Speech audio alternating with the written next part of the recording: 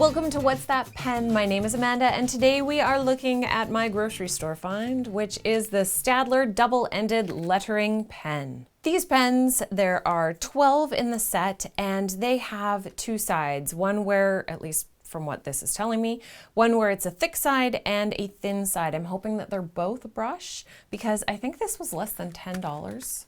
So this pack has 12 colors, and it seems a little, 4 in the blue purple color family, and then 2 greens. It seems a little blue green heavy, but let's dive into the colors and see what they actually look like. You never really know. So it's a double-sided lettering pen, and just in case, you can open it from either side, but typically that's what we do with our pens anyways. So the pen has a pretty clear icon, which is nice, of which is the large side and which is the smaller side. And the large side has a felt tip brush pen, and then the small side has a tiny felt tip brush pen. The small side, though, does look slightly larger than the Pentel Sign pen with brush tip, but we will test that out to see what the thicks and thins are like. Now, this 12 pack cost me less than $10, so that is, math, 85 cents a pen? Just checked on a calculator, it's 83.3 repeating, so pretty much nailed that mental math. Done for the day. And that is super cheap for a pen. So I'm really excited, if they're not terrible, at how affordable they are. Also, it's like when you have 2 daughters and you can justify spending more on something for the oldest one because then you know it'll be passed down. So it's essentially like 50% off because they have 2 sides. It's like this side cost 41.5 cents and this side cost 41.5 cents. So the ink type and acid-free all seems to be a mystery. But $10 from a grocery store, some things are a mystery. Let's test these pens out now. So again, thicker side, it has a felt nib with a brush tip. Just from coloring this in, it's not super brushy. It doesn't bend quite like a traditional brush pen, but it looks like they've taken a felt tip and just sort of extended it a little bit. Let's look at our upstrokes and downstrokes. So the upstroke, you can really feel the upstroke as you move along, which is great for getting a consistent upstroke. And the pen, it actually takes quite a bit of pressure to get the downstroke. A downside of that is then you're pushing really hard, and so you might have some hand strain, but an upside of that is usually if you have to push hard, you'll hit that certain point where it's always the same size because you're not feeling like, oh, if I push with all my strength, it's going to be too thick, so you have to hold back a little bit. This one, you push with all your strength, that's the size you get. And that's what you want to have for your downstrokes. Now let's look at the tiny baby side. And I'll just do it right underneath. So we have an upstroke and a downstroke that are very similar in size. And there's also a lot of ink coming out of the pen, so I feel like there's quite a bit of bleed happening as well. I probably would not use this so much for the skinny side. There really is a lot of ink coming out. If you hold it just for a second, you can see that it bleeds into a big circle. Oh, thank goodness, but not onto the desk. Let's stick then with the thick side. Our thick line is that thick and our thin line is that thin. So there's relatively nice contrast between the two. Okay, let's do the skinny side now. For the skinny side, the thick is that thick and the thin is that thin. So there's very little contrast on the skinny side, which would lead me to hesitate using the thin side for any sort of brush lettering. I feel like it would probably be better for bullet tip lettering. There's almost no flex to it, and the thin stroke is still quite thick. So let's take a look at nib rebound. So how well does it come back to its original shape? By keeping the pen in one position and pushing over and over, we can see that it's quite flexed to that one side. It's almost straight on the top side and flexed up on the base. And that nib rebound is quite substantial and doesn't seem to be readjusting itself. It almost looks like it has separated a little bit right at the base here. I can fit my fingernail in there, and I can't get my fingernail up in the top. So the actual nib of the pen has moved up. So I would say that that is not great for the nib rebound, which means that it then stays in that position. You're going to have to turn the pen regularly as you're using it in order to keep your upstrokes and downstrokes looking as crisp and clean as possible.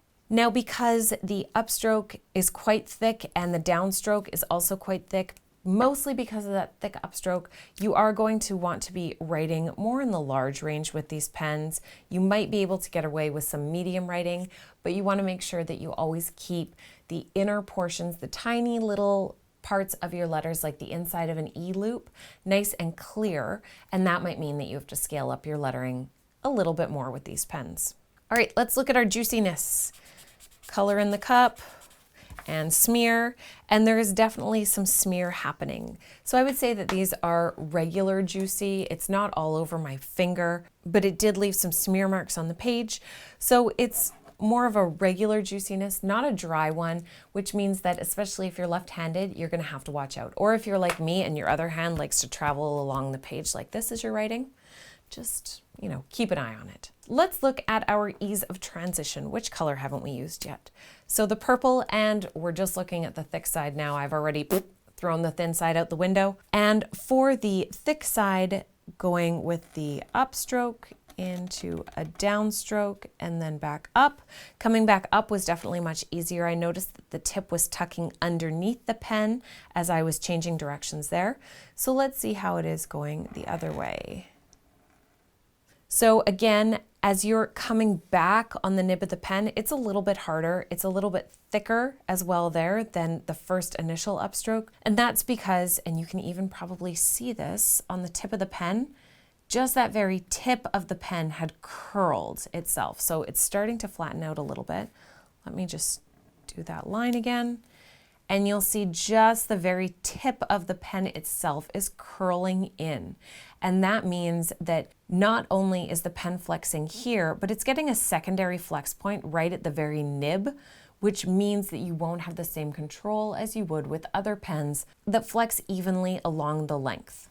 Because of that, I would say that this is a nay. So our scale is stay away, nay, okay, or yay, and this one's probably a nay. It's not the worst that I've seen. It might even be an okay.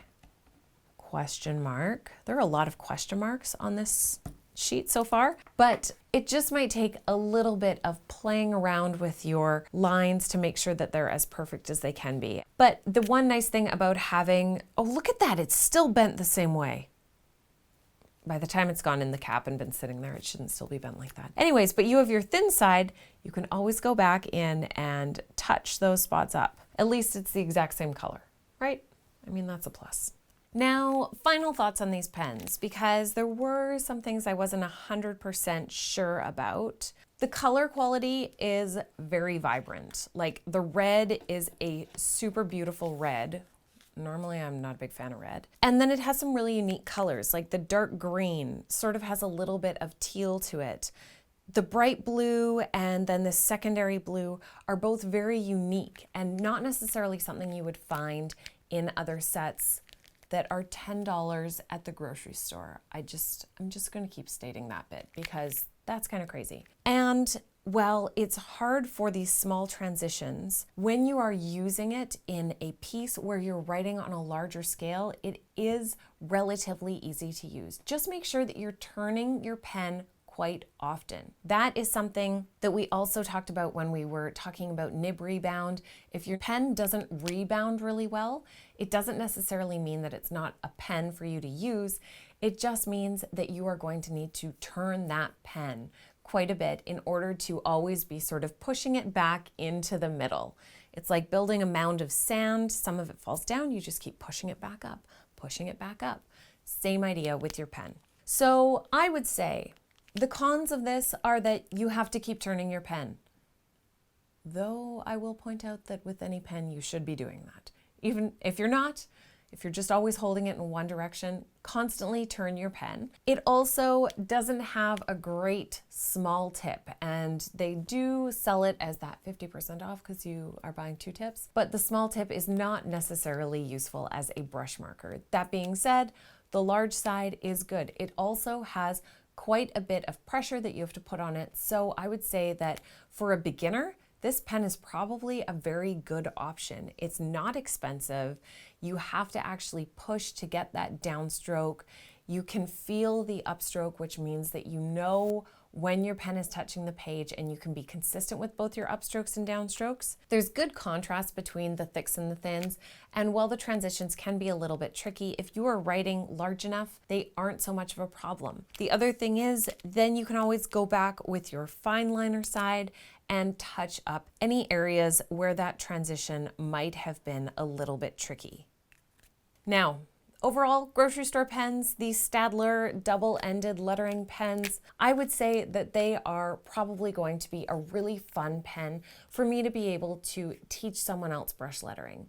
I know that my eldest wants to make her letters beautiful, and this seems like a good option for that. For only 85 cents per pen, the fact that it has some really nice, bright, vibrant colors, and she won't ruin it if she's pushing too hard, that seems like a pretty good option to me. Are these definitely the pens that you need to go out and buy because they're the next greatest thing? Not necessarily, but for the quality that you do get, the number of colors it comes into, and the fact that it can be used for brush lettering, I would say that these are absolutely a bargain that, if you need a new set of pens, are something that you should consider. If you haven't subscribed yet, now's the time to do it. Click on that subscribe button so that you don't miss a pen video or a tutorial on using those pens. I do lots of those as well. It's not just looking at pens out of the package. Make sure, right now, don't go anywhere, click to subscribe. I'll see you again soon, and until then, happy lettering.